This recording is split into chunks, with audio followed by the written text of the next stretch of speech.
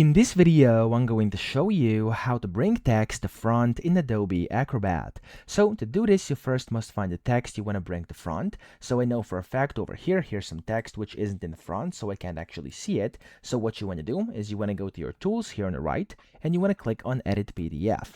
When you do so, you'll see kind of the field highlighting your text, which is in the back here. So when you bring it to front, it's going to put it above all the other objects around it, like this one and this one over here, meaning it's actually going to appear up top as it should over here, but for some reason it doesn't. Okay, so to do this, the easiest way is to just basically click on your text over here, and of course the text box, you want to right click on it and then hover over arrange, and you simply want to click on bring to front. When you do this, as you can see, your text is going to be brought to front, and now you can see it, and it's basically over all the other objects in the back. So that's how to do it. I hope this video helped you out. If it did, please subscribe to the channel and help me out as well.